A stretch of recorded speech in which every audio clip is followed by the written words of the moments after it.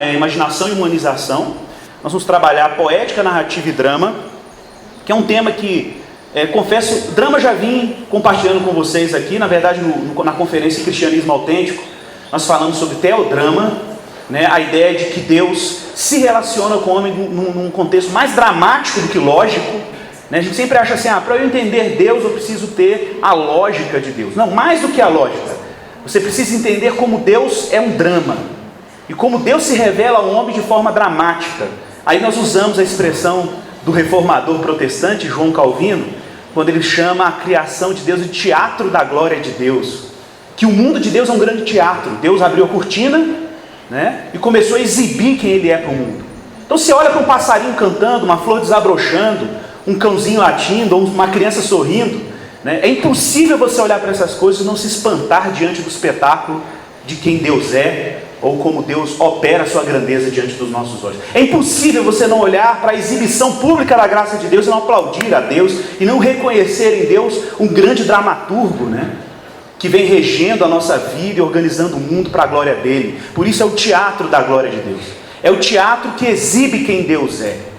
Então, gente, drama já é uma coisa apaixonante.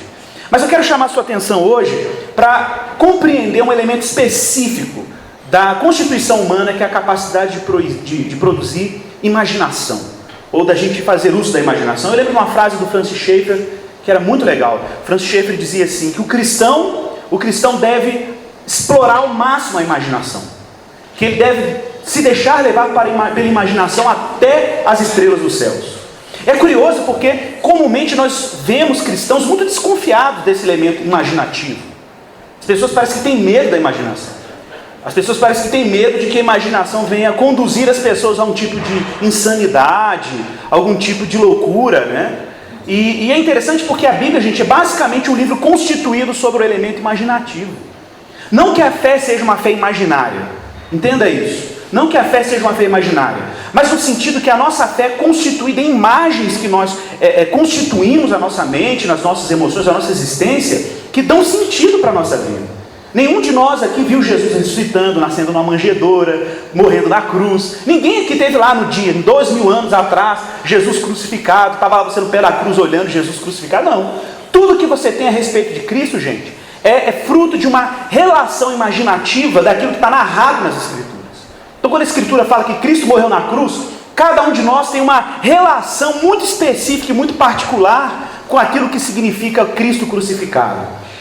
Isso vai constituindo um imaginário. Um imaginário, gente, que vai afetando a nossa vida, que vai afetando a nossa forma de nos relacionarmos com o mundo, com a vida e com as pessoas ao nosso redor. A Bíblia nunca teve problema com a imaginação. A propósito, pessoal, a Bíblia é um livro que não tem originalmente gravuras, ilustrações. Grande parte da narrativa bíblica orbita e depende da imaginação do leitor. Então quando você lê Provérbios 8, que fala que a sabedoria está lá nas esquinas, que a sabedoria está andando nas ruas, como assim a sabedoria está andando nas ruas? Que a sabedoria foi a arquiteta de Deus quando Ele criou o mundo, né? Então você tem que imaginar, olha que louco, a sabedoria, a Hormá, né, em hebraico, está lá andando nas ruas, está lá com os sábios, está se alegrando com os filhos dos homens. Gente, é impossível você não ver Cantares de Salomão e não evocar a imaginação, o romance, né, o teor erótico da obra, onde você encontra espiritualidade no erótico, onde você encontra beleza no encontro marital entre homem e mulher, onde as metáforas são utilizadas para descrever a beleza do corpo de uma mulher, ou a beleza do encontro de um homem com uma mulher em Cantares de Salomão. A propósito, um livro proibido para menores de 18 anos, pelo menos na cultura dos judeus é proibido, né? Os judeus proíbem a leitura de Cantares para menores de 18 anos, interessante, né? Então nós temos o erótico como parte do cânon das Escrituras, né? Porque a Bíblia não é anti-erótica, a Bíblia é antissexista, a Bíblia é contra a banalização da sexualidade, é contra a dessacralização do erótico e do sensual. Para o cristão e para o leitor da Bíblia, o sensual, gente, é parte de um jardim sagrado, de um jardim de sacralidade. Existe uma beleza na sexualidade, né? Que às vezes a nossa visão ocidental banaliza tanto que a gente não consegue nem colocar beleza nisso mais. Mas o autor de Cantares enche aquilo de beleza estética, né? Ele enche de beleza estética e compara os dentes, os olhos, os seios da mulher, o cabelo, né? Quando ele toca na mulher, a reação da mulher ao toque de Salomão, né? Ali com a mulher sulamita.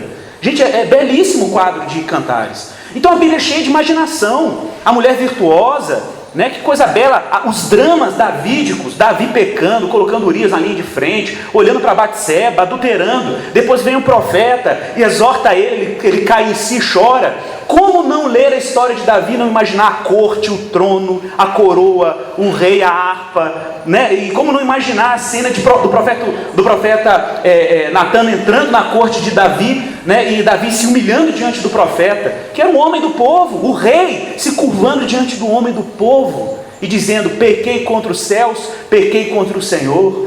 Como não se alegrar e não imaginar a cena de Nabucodonosor, o grande Nabucodonosor, rei da Babilônia, dos jardins suspensos da Babilônia, grandioso, que erguia sua cabeça, olhava para o mundo e dizia: puxa vida, meu império é magnífico, não há nada mais poderoso do que eu ou do que meu império no mundo. De repente um homem, Deus vai lá e julga ele, começa a virar um bicho, começa a pastar igual um bicho, andar no campo igual um animal, como um julgamento de Deus sobre ele. Como não imaginar Nabucodonosor quase como um quadrúpede comendo capim? Não tem jeito de não imaginar isso, né? Não tem jeito de não imaginar esse estado de humilhação do rei poderoso Nabucodonosor, né? Que depois tem que admitir que aquele exilado, escravo, aprisionado, Daniel, o profeta, tinha razão quando descrevia e explicava os seus sonhos, e teve que admitir que o Deus de Daniel é um Deus que revela mistérios, né? Gente, a poética está na Bíblia inteira, a poética está na vida, o drama está aí exposto diante de nós, e eu quero chamar sua atenção para alguns detalhes importantes a esse respeito.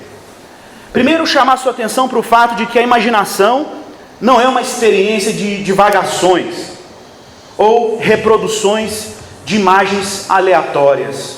Às vezes, quando você fala em imaginação, a gente tem quase como que uma noção de que a imaginação é uma divagação, é uma viagem na maionese, é uma experiência de juntar pecinhas de coisas aleatórias à nossa cabeça e tentar montar um quadro quase do Dalí, né? Um quadro surrealista. Olha, de fato, a imaginação é um pouco mais do que isso. A imaginação, gente, ela não é aleatória como nós possamos imaginar. Na verdade, a imaginação, ela é parte constitutiva, vamos dizer assim, ela é parte do que nós somos enquanto seres humanos. Esse dispositivo chamado imaginação não foi colocado na nossa natureza, na nossa vida, por acidente de percurso. Deus mesmo colocou a capacidade imaginativa no homem. Deus mesmo colocou no homem essa capacidade de imaginar. Pense em Davi narrando Deus montado nos querubins. Gente, isso é uma imagem impressionante, né? É uma imagem que o rei Davi, o compositor Davi, elabora para expressar a magnitude de Deus, como que ele governa esse mundo que é tão magnífico. E às vezes Deus é tão grandioso na sua presença que ele se torna invisível, porque a nossa sensibilidade não tem mais a capacidade de enxergá-lo. É como nós falamos, né? Talvez a água seja tão evidente para um peixe que ele nem se dê conta de que mora na água, né? Da mesma forma, Deus pode ser tão real e tão denso, Deus pode ser tão presente que ele se tornou invisível. A gente sempre pensa o contrário, né? Que Deus está ausente, Deus está longe, não chego nele, não dou conta. Como é que Deus é esse que eu não vejo ele, né? Na verdade, pode ser que Deus seja tão real quanto a água é para um peixe. O peixe esteja tão imerso na realidade chamada água que ele não tem consciência de que a água existe. É aquilo que Davi, ou melhor, que Paulo, citando dos poetas gregos, lá no Areópago, diz: nele nós vivemos, nos movemos e existimos. Nele nós vivemos, nos movemos e existimos. De fato, nós vivemos e nos movemos e existimos em Deus de tal forma que quase ele nos parece imperceptível. Na verdade, é porque a nossa sensibilidade mudou. A nossa sensibilidade de perceber que Deus está aí, densamente presente na nossa vida. Gente, a questão ou a característica básica da imaginação é que ela não suporta os limites impostos pelo rigor lógico. Ela não se deixa domesticar. Ok? Imaginação não pode ser medido como 1 mais 1 é igual a 2, ou você não pode fazer um plano cartesiano, ou não adianta, você não consegue domesticar a imaginação. Não sei quantos de vocês aqui já leram alguma coisa das Crônicas de Nárnia, ou já viram filme, né? E Lewis tinha uma sensibilidade muito impressionante. A grande denúncia, pessoal, de Lewis nas obras dele, principalmente quando você olha para os filmes, por exemplo, você vê isso muito claro, assim, né? Para quem não leu a obra é mais detalhada. Mas o que é interessante, Lewis, no final das contas, o que Lewis está fazendo é uma crítica, gente. É uma crítica ao mundo moderno. Lewis está escrevendo numa Inglaterra industrial, numa Inglaterra da ciência moderna, numa Inglaterra, gente, que as pessoas não conseguiam mais olhar para uma montanha e se fascinar com ela.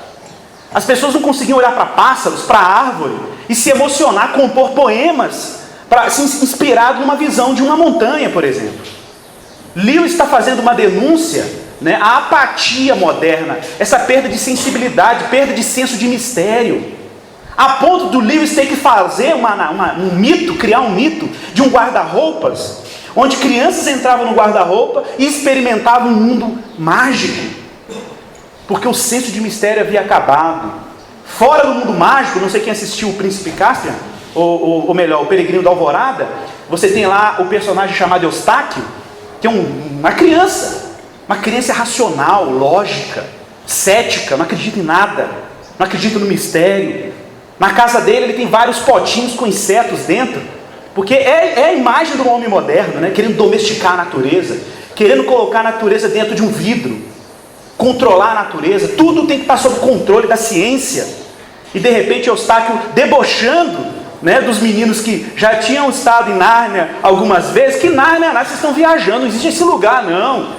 E de repente do quadro da parede dele começa a sair água, e a água começa a encher o quarto, e eles acordam dentro do mar, e levantam e saem, e já estão em Nárnia, inclusive o Eustáquio cético também está lá. E ele não aceita, né? O tempo inteiro ele está imerso no mistério, num mundo cheio de graça, mas ele é resistente, ele não admite. Não é possível, isso aqui é um sonho, eu estou perturbado, eu não acredito que eu estou nesse lugar. E é incrível como que nós, imersos num mundo cheio de mágica, tá? Eu falo mágica aqui no sentido mesmo que o Lewis dava, num mundo cheio de graça, num mundo cheio de uma ação misteriosa de Deus que rege essas coisas, faz essas coisas funcionarem, e a gente se assusta, né? Porque a gente quer manter isso tudo sob o controle o tempo inteiro. A ciência nos viciou a não olhar mais para o mundo com fascínio. Nós não conseguimos olhar para uma árvore mais com fascínio. Nós não conseguimos ouvir uma música com fascínio, o vento com fascínio. Nós nos tornamos esvaziados da imaginação. Não existe mais o elemento imaginativo na nossa experiência humana. E começamos a ficar um tanto cínicos, né, diante disso tudo. Gente, mas é difícil falar de imaginação sem recorrer ao seu principal elemento, a metáfora. Isso é muito legal. Existe um filósofo francês, eu gosto muito dele. Na verdade, eu tenho tido um contato mais direto com ele, foi ultimamente, nos últimos 2 meses. Eu comecei a dar uma namorada em algumas obras dele, em especial uma obra que não tem em português, eu acho, chama The Rule of Metaphor, a regra da metáfora, que é muito legal. E o Paul Ricoeur, ele retoma a ideia da poética como um elemento constitutivo da natureza humana. E uma coisa muito legal do Paul Ricoeur, que esse grande filósofo, tem outras obras dele, tem obras dele em português, né? Tem livros sobre narrativas, livros sobre outras questões que envolvem a poética, a linguagem, a semiótica. Ele trabalha muito com narrativa, é bem complexo, mas ele tem muita coisa legal. Ele vai dizer o seguinte, que o que faz a poética, ou o que faz a imaginação, o elemento que está lá na imaginação, se chama metáfora. Não sei quantos de vocês aqui lembram, quando nós estudávamos metáforas no ensino médio, né, no finalzinho do ensino fundamental, geralmente nós chamávamos a metáfora como uma figura de linguagem. Vou usar aqui o exemplo de um poema de Luís de Camões, que todo mundo conhece. Né? Um trechinho dele. O amor é fogo que arde sem se ver, é ferida que dói e não se sente. Olha que interessante essa estrutura. Eu quero que você preste muita atenção nessa estrutura. O amor é fogo que arde sem se ver. Para começar, na primeira parte dessa frase, nós temos um problema. O amor é fogo. Olha, numa linguagem objetiva, nós sabemos que o amor não é fogo. Se você fosse usar uma linguagem objetiva, o amor não é fogo porque ele não queima, de fato, de forma objetiva. O amor, né, ele não é nenhum combustível que você possa jogar um fósforo e fazê-lo acender, de forma objetiva. Agora olha que coisa curiosa. O poeta Luís de Camões pega o amor e junta com outro substantivo, fogo, e casa. Dois substantivos que, em termos originais, não estão no mesmo contexto. O amor é um aspecto da dimensão do afetivo, da experiência afetiva, e o fogo é da dimensão química, é da dimensão física. Não tem nada a ver em termos objetivos uma coisa com a outra. Mas o poeta, gente, lembra que a imaginação, ela não suporta as fronteiras da lógica? Ele transpõe a palavra fogo e casa com amor. E observe, ele não falou que o amor é como fogo.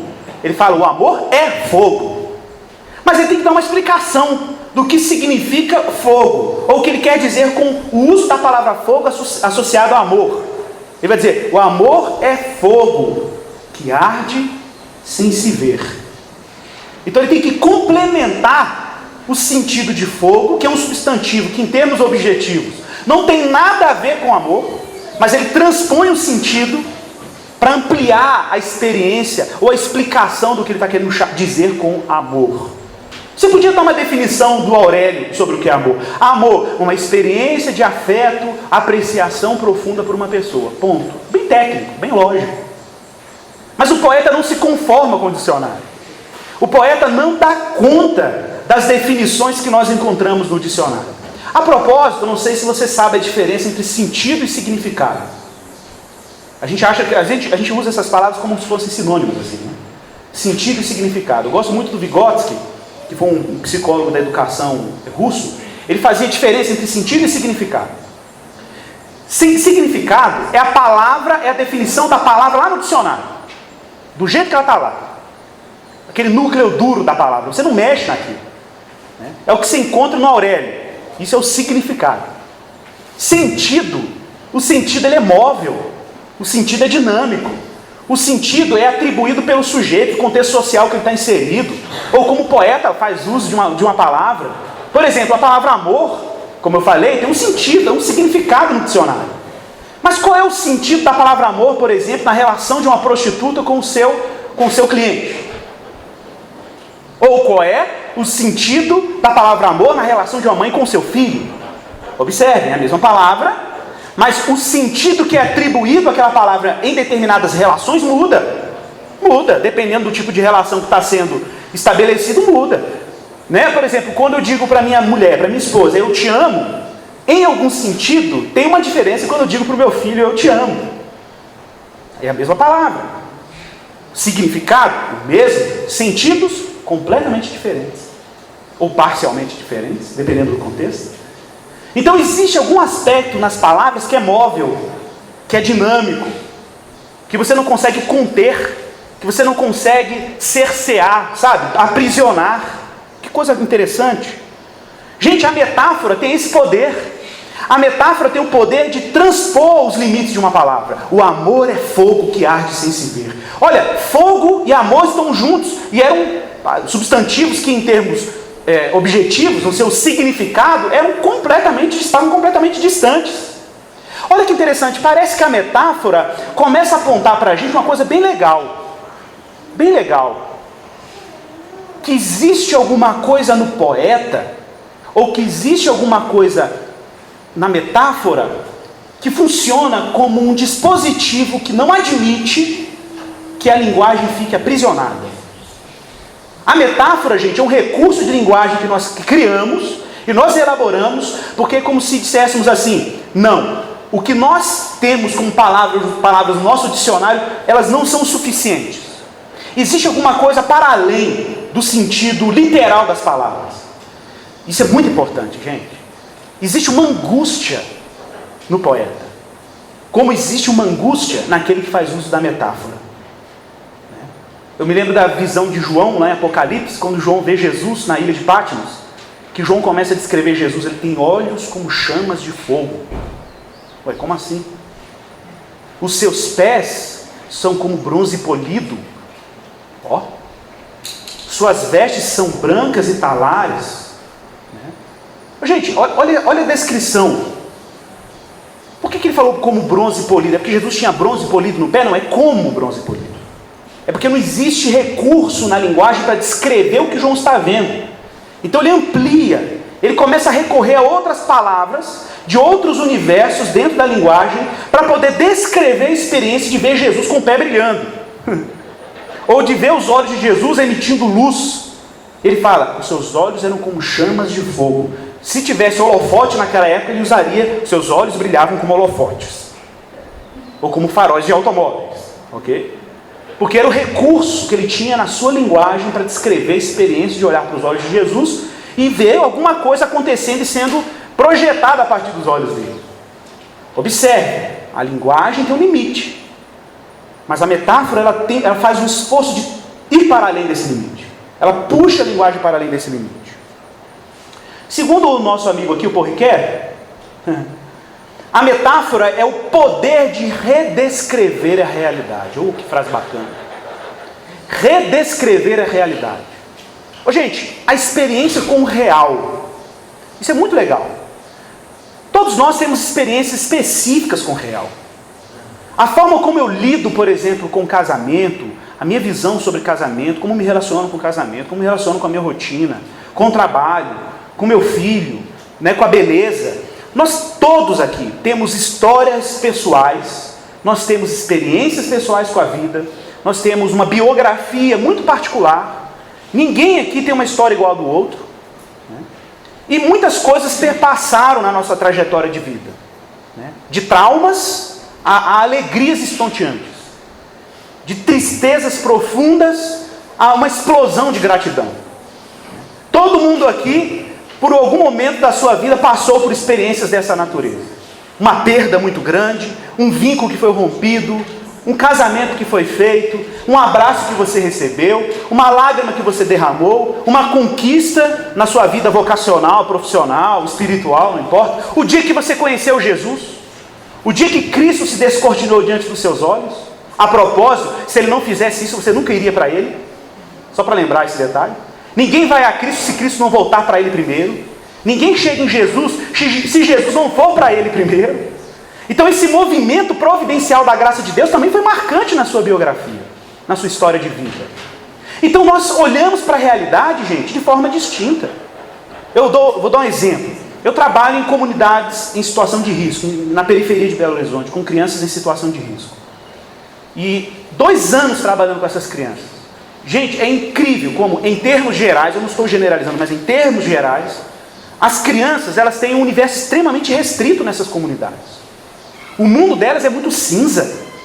O mundo delas não consegue ir para além das fronteiras daquela dinâmica interna da comunidade, da bandidagem, do tráfico, de consumir determinados bens que eles consideram que são interessantes, ouvir determinados estilos musicais e acabou o universo deles. E é tudo muito reativo, Então tem violência demais, então a resposta à violência é muito imediata. Qualquer ofensa é um tapa na cara, qualquer ofensa é um bicão, qualquer ofensa é um pedala Robinho. O contexto de alienação é incrível, é tenso. Mas observe, como que essas crianças lidam com a realidade? É engraçado porque elas vivem no mesmo mundo que eu vivo, pessoal. Em algum sentido, aparentemente é o mesmo mundo que eu vivo. Respira o mesmo oxigênio, mora na mesma cidade, assiste praticamente os mesmos canais, até mais do que eu, porque eles têm o Gato Net de televisão. Acesso à internet que eu acesso, ok? Mas quais são os bens culturais que essas pessoas, ou que essas crianças absorvem e consomem? O que é beleza para muitas dessas crianças? Para elas, beleza está muito mais associado ao erótico, ao venial. Claro, gente, não sei se vocês não sejam ingênuos. Meninos de 8, 9 anos falam de sexo de dar medo, de arrepiar, tá? Não se assustem não, mas é o que a gente vê lá direto, é ou não é? Não é isso que a gente vê lá na perifa? Meninada fala de sexo, gente, igual você fala de peça de carro, ok?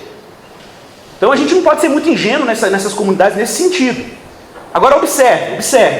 Esse é o imaginário coletivo que é criado nessas comunidades, ou na relação dessas crianças com os bens culturais. E observe, a mesma internet, a mesma televisão, tem uma biblioteca do bairro, tem acesso a literaturas relativamente parecidas com o que a gente consome.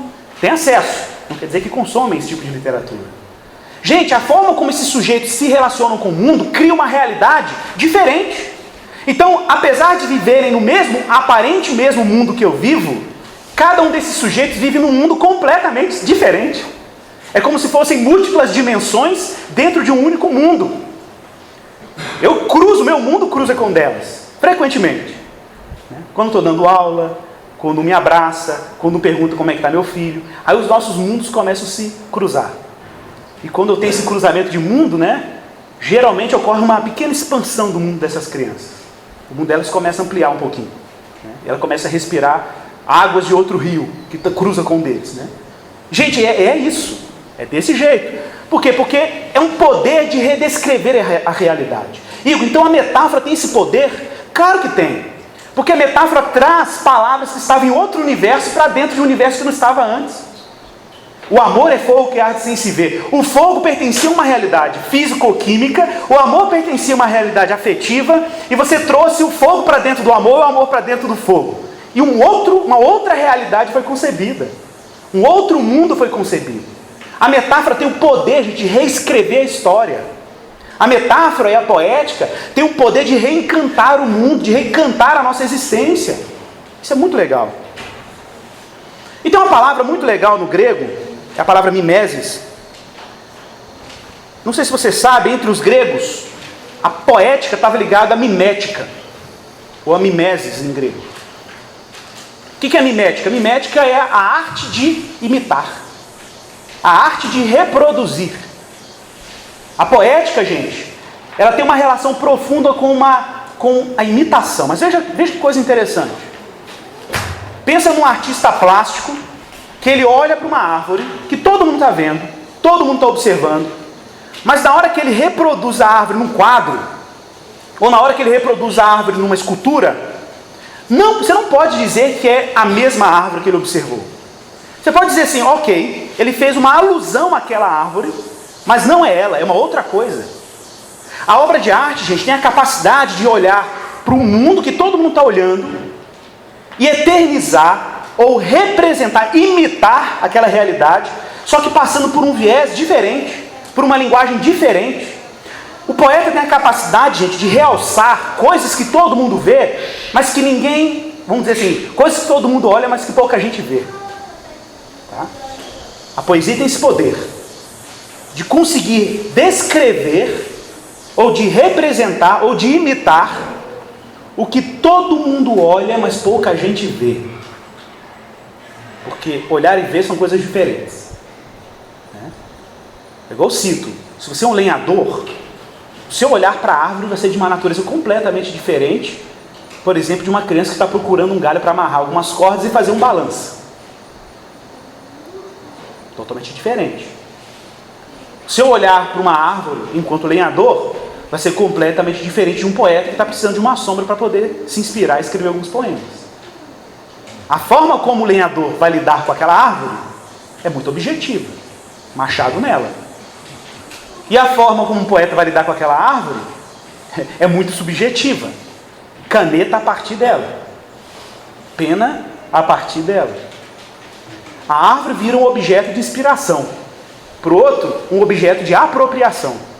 Tem uma diferença. Mas por quê? Porque são mundos diferentes. Apesar de estarem aparentemente no mesmo mundo. Olha que coisa curiosa. São mundos diferentes por causa dos valores que as pessoas carregam. O poeta é metafórico. O poeta gosta de transpor os sentidos e os significados e as palavras. Gente, a mimesis é essa representação imitativa. Claro, se é imitativa, ela depende da metáfora. Quando um artista pega uma árvore e põe numa tela, é metáfora, gente. Por que metáfora? Porque o material que ele está utilizando para representar ou para imitar a árvore não é o mesmo que está na árvore. Não tem madeira, pode ter, mas não tem a mesma madeira, não tem a mesma constituição anatômica, biológica, não. É uma expressão de arte. Então ele vai usar tinta, ele vai usar outro material qualquer, vai usar gesso para fazer uma representação iconográfica da árvore. Mas observe, é sempre uma metáfora. Por quê? Porque a árvore não é feita de tinta, mas ele vai transpor a tinta de um determinado universo e vai imitar a natureza. Vai imitar a criação a partir de uma expressão estética. Isso é muito legal. Então a gente acha que a metáfora é só um recurso de linguagem, da poesia. Gente, a nossa vida é metafórica. O tempo inteiro a gente está olhando para o mundo e está tentando traduzir essas experiências de outra forma. O tempo inteiro nós fazemos isso. Por exemplo, nós poderíamos decorar essas mesas aqui apenas com flores. Isso aqui é um evento de arte, não podia ser só flores. Mas alguém teve a ideia de colocar potinhos cheios de caneta, lápis e giz de cera. Por quê? Metáfora. Metáfora. Aqui não é necessariamente um salão de artes no sentido de uma galeria, um ateliê. Aqui não é necessariamente uma escola. Mas alguém transpôs recursos que são usados em espaços específicos para esse espaço, para dar outro sentido para ele. Isso é metafórico. Isso é metáfora. A arte é isso, gente. É essa transposição. Essa transposição de recurso para outra realidade. Isso que é beleza. Gente, as notas musicais, elas emergiram da relação do homem, por exemplo, com barulhos que estavam na natureza. O passarinho que cantava, o barulho que você fazia quando batia num pedaço de madeira. E aí você começa a perceber que tem frequências de sons diferentes. Aí alguém cria um instrumento que consegue reproduzir determinados sons. E aí você percebe que quanto mais você estica ou você mais relaxa um determinado fio, aquilo faz sons diferentes. A espessura de um fio, a bitela de um fio para o outro, faz sons e notas diferentes. E aí você começa a brincar com elementos que estão aí na natureza, só que você quer imitar a natureza, você quer mimetizar a realidade. Como? Por meio da metáfora. Por meio da metáfora. A metáfora é essa capacidade, gente, de usar o que já está aí, dando outro sentido. É isso que nós chamamos de trabalho. É isso que nós chamamos de arte. É isso que nós chamamos de mandato cultural na teologia. É essa capacidade de fazer, transformar o que está lá em outra coisa. Um camarada que pegava um pedaço de pau e de pedra, amarrava e fazia um machado, é metáfora. É uma transposição de objetos de realidades diferentes, dando outro sentido para ele. Dando outro fim para ele. Muito legal isso. Deixa eu passar aqui. Bom, gente, existe um drama. Isso aqui é importante demais.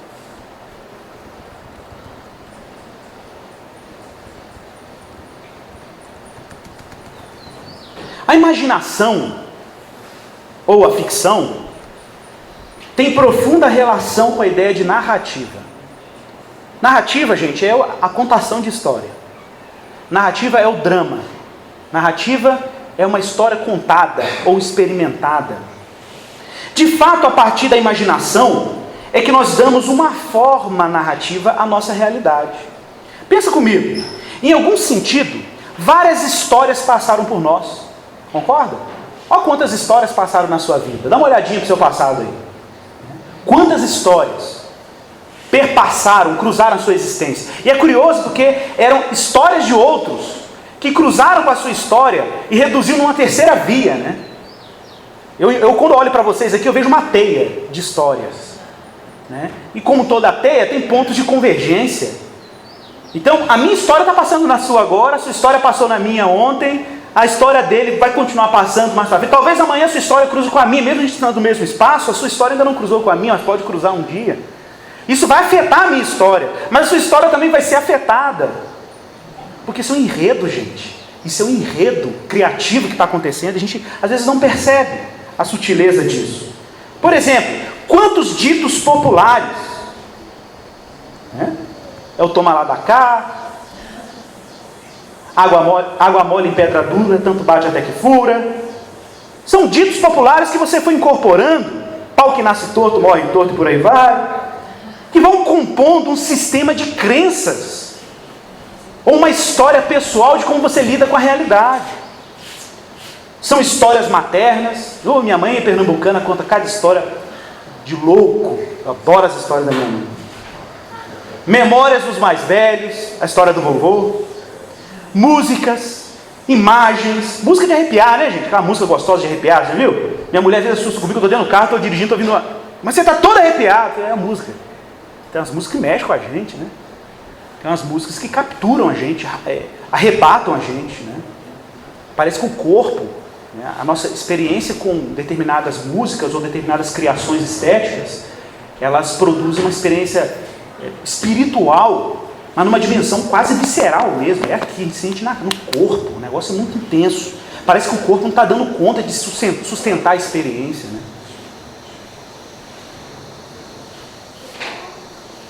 de televisão, comida, temperos, cheiros, experiências religiosas, tornam-se componentes narrativos que montam um quadro dramático, uma história de histórias. Escute isso, uma história de histórias. A sua história é uma história de histórias. Falei no plural, porque a sua história não é a sua história, pessoal, individual, como se ninguém passasse pela sua existência, como se você não tivesse se relacionado com ninguém, como se você não tivesse memória. Não, a nossa história é uma história de histórias. Imagina um tapeceiro, né? Lembra do livro da Edith Schaefer, The Tapestry, que é a música que o João Alexandre interpreta, né? O tapeceiro, que Deus é um tapeceiro que sabe o fim desde o começo. O tapeceiro, você vai pegando uma linha de cada cor, linhas de várias cores, porque são várias histórias, né, gente? Várias histórias. A sua história é uma linha, a minha é outra. A sua é toda colorida, a do outro é verde com amarelo, a outra é só uma linhazinha escura, porque às vezes é uma vida muito dura, né? Às vezes é uma linha branca e escura, a outra é vermelha e verde, não sei. E aí nós vamos cruzando os fios. Na verdade, Deus vai cruzando os fios, o tapeceiro, né? Vai fazendo um tapete, que quando você olha assim parece que não faz sentido, né? Porque está no meio do processo de tecelagem, lá, de feitura. E aí no final o tapete está pronto, você assusta, porque até os momentos de dor, desconforto, né, até as histórias trágicas. Eu gosto muito do Tolkien, né? O Tolkien que escreveu O Senhor dos Anéis. O Tolkien ele criou um conceito muito legal. Ele chamava de eucatástrofe. Eucatástrofe era quando uma catástrofe, uma tragédia acontecia com fins benéficos. Mas isso é possível? Claro que é. Quer um ditado popular para te ajudar? Há males que vêm para bem. Não é isso? Gente, às vezes a sua experiência é de eucatástrofe. É o desastre, o fracasso, a dor, a decepção, a frustração, o fundo do poço. Mas quando você olha para o todo da história, os pontos escuros fazem parte de uma grande narrativa amorosa que o tapeceiro está tecendo. Coisa maravilhosa. A nossa vida é poética, né? Tal drama imprime no espírito esse senso de providencialidade. Você tem uma sensação de que essa história não está aí aleatoriamente. Você sabe que quando Tolkien tentou evangelizar o Lewis, né, Tolkien e Lewis eram amigos, né, em Oxford. O escritor de Senhor dos Anéis e o escritor de Crônicas de Nárnia. Aí diz que Tolkien tentando convencer Lewis que Deus existia. Lewis era ateu. Quem te viu, quem te vê. E Lewis não aceitava a ideia de Deus. Muito intelectual, um professor da Universidade de Oxford. E Tolkien está com ele o tempo inteiro tentando explicar para ele que Deus existe. Aí ele vai falar assim para o Lewis: e se o que a gente está fazendo agora é um grande drama? Os dois eram da área da poética, né? Da narrativa, do drama. E se o que a gente está experimentando agora é um grande drama? E se Deus é um grande dramaturgo, um grande escritor? E ele está escrevendo a história, e tudo que está acontecendo com a gente é parte de um enredo. Você já parou para pensar nessa possibilidade? Já parou para pensar que o fato da gente escrever histórias e narrar histórias, criar mundos, que é o que eles mais faziam, era criar mundos, né, nos livros? E se isso for reflexo do que Deus é? Se a gente está apenas mimeticamente imitando o que Deus já faz e tem feito, escrevendo uma magnífica história, cheia de personagens complexos, com vidas complexas, mas no final das contas, ele está escrevendo um enredo absolutamente providencial. Deus, está providenciando a história de cada pessoa nesse mundo. O Lewis tomou um susto com aquela afirmativa do Tolkien, que aquela linguagem fazia muito sentido para ele que era escritor. E ele começa a conceber a possibilidade da existência de Deus. Deus como um grande escritor. Escute isso, querido. Sua história é uma história providenciada. É um complexo tapete de circunstâncias, aventuras e desventuras que são tecidas por uma misteriosa engenhosidade. Existe uma engenhosidade misteriosa. Nada é acidente de percurso. Tudo é providencialmente escrito. Pessoas certas entram na sua vida. Lugares certos surgem na sua vida. Vínculos certos. Né? Até o incerto é parte de um plano certo. Até o que é inseguro é parte de um seguro plano. E é assim que Deus vai tecendo engenhosamente a nossa história.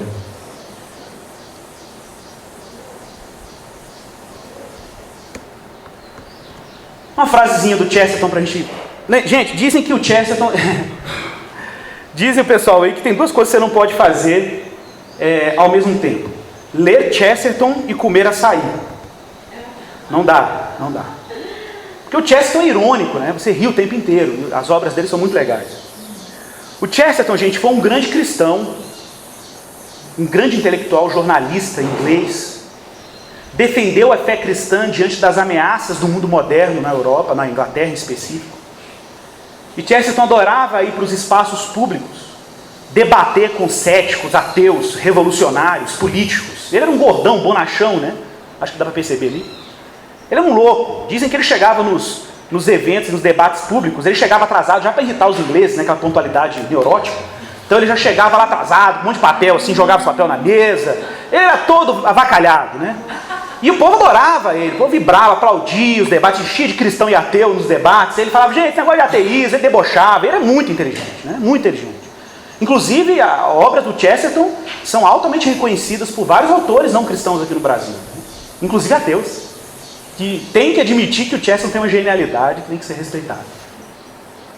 E aí o Chesterton, eu vou ler para vocês a história completa, só um trechinho dessa história que eu vou ler, é um trecho do livro dele, Ortodoxia. Ele dizia o seguinte, olha, a imaginação não gera insanidade. Aí vou ler para vocês o contexto dessa frase. Olha que legal. Vou tentar encarnar o Chesterton aqui no debate público, lá na Inglaterra, no início do século XX. Comecemos então com um manicômio. Essa estalagem fantástica e perversa. Vamos partir para a nossa jornada intelectual. Ora, se devemos examinar rapidamente a filosofia da sanidade, a primeira coisa a fazer, no caso, é apagar um enorme erro comum. Por toda parte existe a noção de que a imaginação, especialmente a imaginação mística, é perigosa para o equilíbrio mental do homem. Olha, geralmente se diz que os poetas não são confiáveis do ponto de vista psicológico. E geralmente faz-se uma vaga associação entre cingir a cabeça com uma coroa de louros e fazer loucuras. Olha, a imaginação não gera insanidade. O que gera insanidade é exatamente a razão. Os poetas não enlouquecem. Ah, mas os jogadores de xadrez sim. Os matemáticos enlouquecem. E os caixas de banco também. Mas isso raramente acontece com artistas criadores. Como se verá, não estou aqui em nenhum sentido atacando a lógica. Só afirmo que esse perigo está na lógica e não na imaginação. A poesia mantém a sanidade porque flutua facilmente no mar infinito. A razão? Procura atravessar o mar infinito e assim torná-lo finito. O poeta deseja apenas a exaltação, a expansão, mas um mundo que ele possa se expandir. O poeta apenas pede para pôr a cabeça nos céus. O lógico é que procura pôr os céus dentro da sua cabeça. E é a cabeça dele que explode. Gente, isso é coisa do Chesterton, né? Isso é coisa do Chesterton.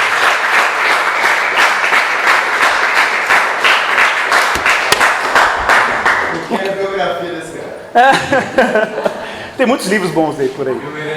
O Homem Eterno, 1908, século XX, início do século XX. Tem um livro dele que chama O Homem Eterno, vale a pena ler. E esse trecho aí é um trecho do Ortodoxia, que é um livro que é bem baratinho, que agora virou direito público, né, domínio público. Completou 100 anos da obra. E aí é fácil e baratinho de achar esse livro, um livro muito legal. Gente, o Chesterton está dizendo o seguinte, que existe uma ética da arte que significa modéstia diante da infinitude. Sabe qual a diferença do poeta para o lógico? É a brincadeira do Chesterton. O Chesterton vai dizer assim, olha, o hospício está cheio de lógicos, mas não tem poetas nos hospícios. É uma ironia, né? Claro que você também vai encontrar poetas no hospício, mas você vai encontrar mais lógicos do que poetas. Porque o lógico tenta colocar o infinito dentro da cachola. O poeta sabe que não tem jeito, então ele mergulha no infinito. Essa que é a ideia do Chesterton. O poeta tem uma modéstia diante da infinitude. O lógico é pretensioso. Ele quer domesticar o infinito. Vai enlouquecer. Ele vai ficar olhando para um tabuleiro de xadrez e vai ficar pensando, isso é um tabuleiro preto com casas brancas ou um tabuleiro branco com casas pretas? Vai pirar. Vai pirar. O poeta vai dizer, não, vamos jogar xadrez. Não é assim? Porque ele é humilde, ele é modesto diante da infinitude. Por isso tem que usar metáfora, gente. Porque ele sabe que a língua nunca vai conter o infinito. A língua nunca vai conter aquilo que é transcendente, aquilo que está para além. Ela não vai dar conta de fazer isso. Vamos aprender a modéstia diante da infinitude. A imaginação é modesta diante da infinitude. Você olha para o infinito, você olha para as montanhas, você olha para as árvores, você olha para a complexidade do mundo. Você fala, cara, eu não vou dar conta de dominar essas coisas. Aí você tem que partir para a poesia. Tem que partir para a música, para a arte. Tem que se curvar diante do Criador e dizer, bendito seja o teu nome, Senhor. Então vamos cantar salmos. Vamos compor salmos para Ele, vamos exaltar o nome dEle. Elevo meus olhos para os montes, de onde me virá o socorro? O meu socorro vem do Senhor que criou os céus e a terra. É assim que o poeta expressa o seu espanto diante da infinitude. O racionalista, o lógico, não nada contra a lógica e contra a razão, ela tem o seu lugar, mas ela às vezes se torna pretensiosa, porque ela quer dominar, quer controlar aquilo que é indomável. Aquilo que é indomável. Lewis acertou quando dizia que Deus era selvagem. Deus é selvagem porque ele não pode ser colocado numa jaula. Deus não pode ser domesticado. Ninguém dá conta de colocar Deus dentro de um quadradinho, cada um no seu quadrado. Com Deus não rola esse negócio. Porque todos os quadrados foram criação dele. E se ele tiver que criar um círculo quadrado circular, pode ser que ele faça. Eu sei que os escolásticos iam me matar com essa afirmação, mas enfim. E aí o Paul Ricoeur vai dizer que a metáfora é alguma coisa que acontece ao substantivo. O substantivo é afetado. O amor é fogo que há de se ver. O amor estava lá quietinho, ninguém estava mexendo nele. O amor estava lá romanticamente estável. E de repente o poeta, ô poeta infeliz, me pega o fogo e taca dentro do amor. E o amor é fogo que há de se ver. Nunca mais você conseguiu olhar para o amor do mesmo jeito. Né? Porque alguma coisa aconteceu substantivo. Isso é metáfora. A metáfora, gente, é definida em termos de movimento. Paul Ricoeur. Lindo isso.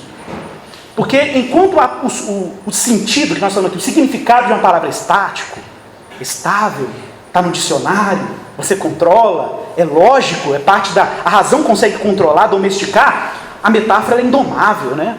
A metáfora é enlouquecida na visão dos racionalistas. Cheio de imaginação dentro, né? É por isso que ele fala que a metáfora é definida em termos de movimento. Porque o fogo estava quietinho lá, o amor estava quietinho aqui, alguém movimentou as duas palavras e deu no que deu. O poeta movimenta as palavras. Isso é lindo. Ele chama de alocação de significado. Você desloca o sentido de um lugar para o outro, tornando a linguagem muito mais impressionante. Agora isso aqui eu tenho que falar. Igor, por que então existe essa inquietude no homem? Essa impaciência? Por que o homem não se satisfaz com o vocabulário que ele tem? Gente, a gente já tem tanta palavra, não é verdade? Você sabe que a nossa língua é a língua que tem mais palavras no mundo, né? O português tem muitos adjetivos, nós adoramos adjetivos. Você vê aqueles filmes portugueses antigos, falando da época imperial aqui no Brasil, era uma encheção de linguiça, né? Era uma redundância. Ou majestade, supra-sumo, Senhor, pontífice, máximo, e o cara vai sacrossanto, Senhor. Gente, era 10 substantivos, 10 adjetivos para se referir a rei. Coisa de português, né? Mas nós herdamos, graças a Deus, esse repertório de adjetivos que, a propósito, torna a nossa língua muito mais poderosa para expressar sentimentos do que a inglesa, por exemplo. Que é uma língua muito mais objetiva. A nossa língua é poética por natureza. Vamos aproveitar isso, né, pessoal? Aproveitar que a nossa língua é poética por natureza. Cheia de adjetivos, descrições de personalidade, sentimentos. A nossa língua é ótima para descrever o subjetivo. Mas, Igor, por que nós somos tão impacientes? Por que nós não nos conformamos com a nossa língua, já que ela é tão rica? Por que nós não dizemos assim, ok, que bom, a minha língua tem não sei quantos mil substantivos, não sei quantos mil ou milhares de adjetivos? Por que a gente não se conforma com isso? Por que o poeta não fica satisfeito e fica quietinho e pega o que está lá e usa e acabou? Tem que fazer metáfora. Tem que ir para além do sentido das palavras. Por quê? Gente, porque, aí eu vou usar o Doiver, né? Porque nós homens somos criados, projetados, para nos conectarmos com o que está além de nós. Nós chamamos isso de transcendência. Quando você fala que nós somos seres transcendentes, significa que nós somos criados para além da gente. Parece que a gente tem uma sensação, mesmo não cristão, tem uma sensação de que alguma coisa fora dele o realiza. A gente sabe que a gente não dá conta da gente mesmo. Em algum sentido, todos nós somos céticos em relação à tal da autoajuda, apesar disso ser uma expressão, um oxímoron, né? O que é autoajuda? Ajuda, subtende-se a palavra ajuda, que é uma outra coisa que fora de mim que me ajuda. Autoajuda é uma contradição. Se eu estou no buraco fundo, como é que eu me autoajudo? Não existe autoajuda. Ajuda é sempre alguma coisa que vem de fora. A própria palavra autoajuda já é uma contradição em si mesmo. Então ajuda é porque você não dá conta. Se você não dá conta, como é que você vai achar recursos em você mesmo para se ajudar? Aí já não é ajuda, é outra coisa. Você está resolvido. Todos nós somos céticos em relação à autoajuda em algum sentido. No fundo, todos nós ficamos na expectativa de alguma coisa fora da gente que vai nos ajudar, que vai nos realizar. E a experiência mais objetiva de tentativa de realização com o outro, essa sensação de que o outro vai me completar em algum sentido, é a experiência sexual. É a mais objetiva. Por isso, gente, que existe um elemento religioso até mesmo na prostituição. Não quer dizer que é santo, não. Não falei isso. Falei que existe um senso religioso até na prostituição. Eu não falei que existe santidade, ok? Claro que não. O não adulterarás está lá na Bíblia. O que eu estou falando é o seguinte: um cara que paga uma prostituta para ter uma noite de prazer com ela, ele não faz isso por fazer. Ele faz isso porque o coração dele tem um buraco do tamanho do universo, um vazio existencial, porque Deus não está lá, e ele acha... E aí qual é a experiência de comunhão mais objetiva e mais resolvida em termos bem falsos que ele tem? A experiência sexual. Então eu pago para ter prazer com a mulher alheia. Pronto. Só que ele nunca se satisfaz mesmo com essa experiência. Então ele vai redramatizar, vai repetir. Aí o Baudrillard está certo. Só resta a esse homem a repetição. Baudrillard, um filósofo francês também muito bom. Vai ficar repetindo isso a vida inteira para tentar se realizar. Vai tentar todo tipo de experiência sexual para ver se chega no ápice. Mas nunca chega. Quanto mais ele cava o buraco da alma dele, mais fundo esse buraco fica. Ele vai cavando para achar o tesouro e não acha o tesouro coisa nenhuma. Porque não está lá a resposta. Mas esse movimento só acontece porque existe uma angústia religiosa no coração desse homem. Uma tentativa de realização fora de si mesmo. Que ele não vai encontrar em nada a não ser em Deus. Por isso nós criamos a metáfora. Porque a metáfora, gente, é como se fosse uma linguagem alternativa que projeta as nossas palavras e frases para além dos limites. Ela transcende. A metáfora é uma projeção para o infinito. É como se a gente olhasse para a nossa língua e falasse: não, essa língua aqui ainda não deu conta de explicar as coisas. Então você vai lá e fala: o amor é fogo que arde sem se ver. Olha, eu tenho que usar isso, gente, porque o que está no dicionário não dá conta de explicar o que eu chamo de amor. É como se a gente tivesse uma vocação para o infinito, para além. Essa é a frase do super-herói, né? Agora, o mais legal. Gente, quem nunca leu, aconselho que leia a trilogia do Tolkien, Senhor dos Anéis. Não está no filme isso, essa cena. Tem uma cena que remete a alguma coisa disso. Olha que legal. Aquela árvore que você está vendo ali com a barba, né, é um personagem do Tolkien, no Senhor dos Anéis, que é o Barbárvore. É o Tree Bird, né, em inglês. E ele é uma árvore que anda, que fala. Mas na verdade ele é uma espécie de ser que existe na Terra-média, que se chama ente. São chamados os entes, no plural. Né? E ele é um ente, é o chefe dos entes. Que é uma floresta, que aparentemente é uma floresta comum, mas que todas as árvores são entes. São árvores que andam, que falam. Né?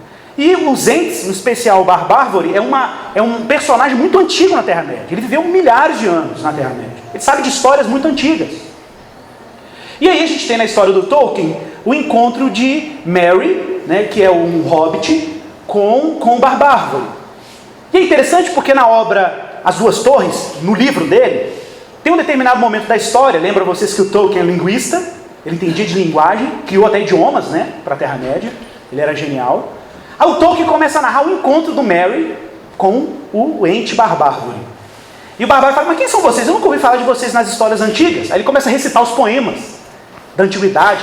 Falava dos homens, dos elfos, dos orques, falava de tudo, menos dos hobbits, que era um povo diferente, baixinho, mas não era não, tinha um pé grande, gostava de viver no campo, lá no condado, não eram dados a armas, a guerra, igual os outros povos.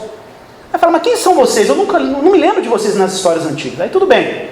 Num determinado momento, o ente, né, o barbárvore, fala assim, ó, vambora, gente, vambora, que a gente tem que continuar caminhando. Eles iam fazer uma reunião lá na floresta, a história do enredo.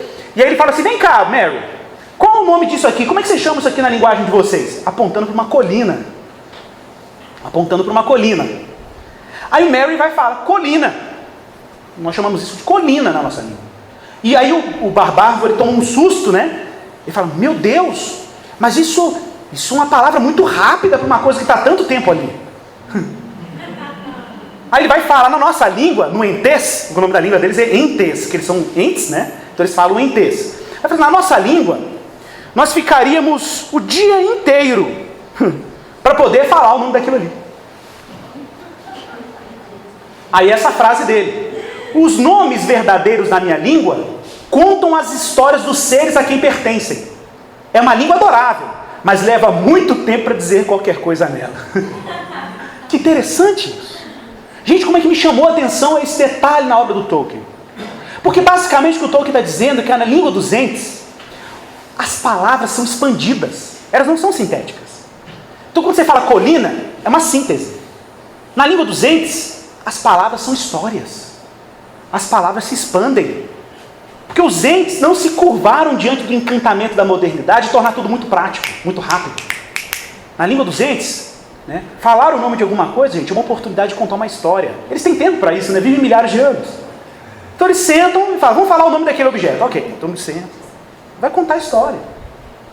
Qual é o nosso problema? É que a nossa língua domestica. Por isso que o poeta é meio ente, assim, é meio árvore também. O poeta não dá conta dessa síntese da linguagem. O poeta tem que usar metáforas para expandir o sentido das coisas. Acho linda essa frase, né?